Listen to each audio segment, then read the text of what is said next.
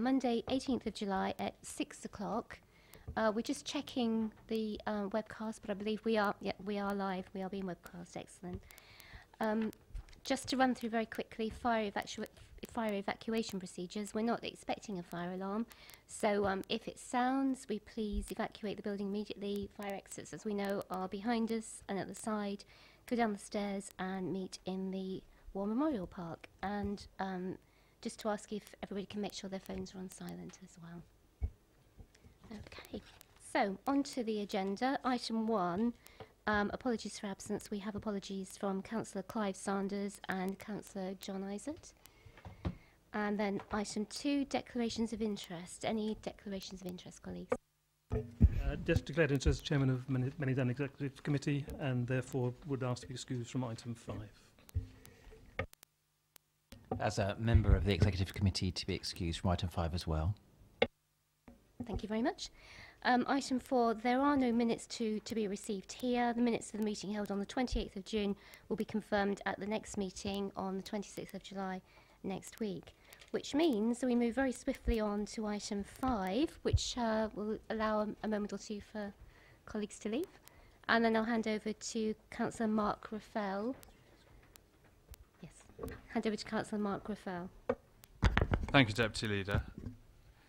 It's my pleasure to recommend to Cabinet that the SIL draft charging schedule is then sent to full Council for approval so that it can go out for consultation.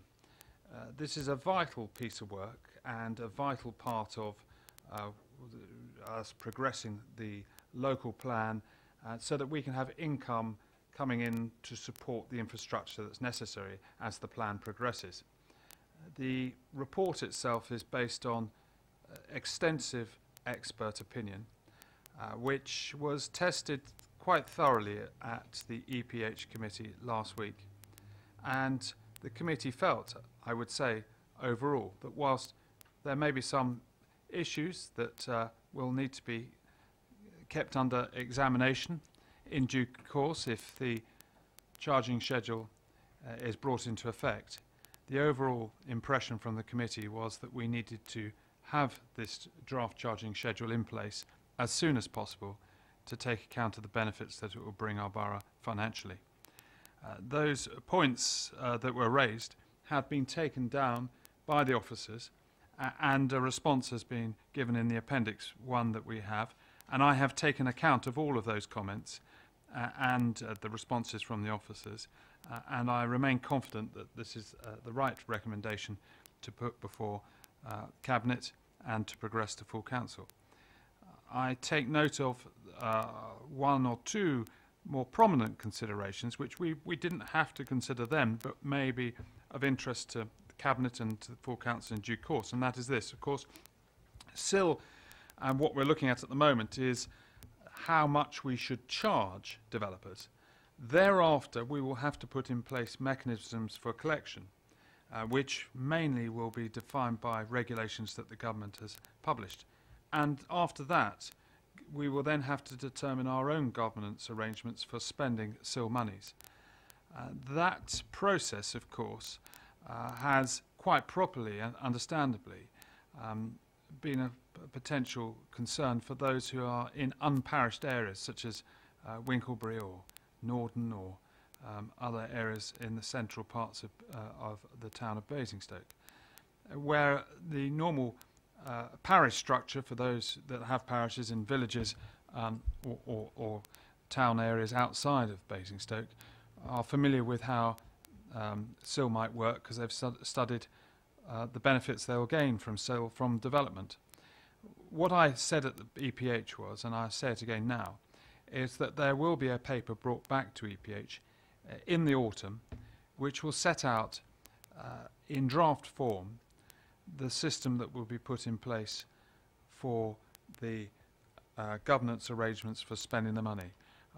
What shape that will take, I can't anticipate, but clearly it will range from either a system that will be in general terms one that officers can adhere to, or it might be one that requires quite a high degree of member influence within it. But I can't say what that shape will be at this stage, but I know that members will have a direct influence on it at EPH in the autumn. So the recommendation that we have is as follows, that Cabinet considers the comments made by the Economic Planning and Housing Committee on the 14th of July in respect to the SIL draft charging schedule and associated documents. The Cabinet notes the findings of the Basingstoke and Dean residential and non-residential SIL viability report as set out in Appendix 3. That Cabinet recommends to Council that it approves the Community Infrastructure Levy draft charging schedule as set out in Appendix 1 for consultation under Regulation 16 and subsequent submission for examination in accordance with Regulation 19 of the Community Infrastructure Levy Regulations 2010 as amended. That Cabinet recommends to Council that it approves the draft Regulation 123 list as set out in Appendix 2 for consultation. That Cabinet endorses the proposals for public consultation on the Community Infrastructure Levy draft charging schedule and the draft Regulation 123 list. The Cabinet recommends to full Council that delegated authority be granted to the Head of Planning and Infrastructure in consultation with the portfolio holder for planning infrastructure to agree minor changes as required to the draft charging schedule up to publication of the examiner's recommendations. And that Cabinet recommends to full Council that delegated authority be granted to the Head of Planning and Infrastructure in consultation with the portfolio holder for planning and infrastructure to agree minor changes as required to the draft Regulation 123 list and the draft instalments policy up to adoption.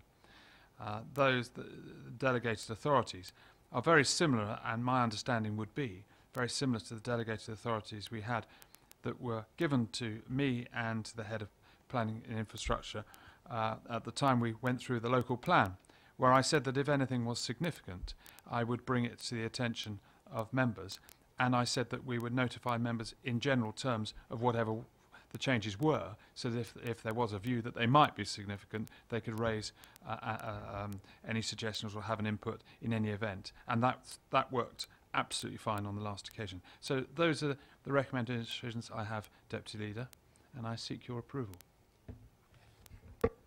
Thank you. Any comments, or happy to go with the recommendations? Yep, happy.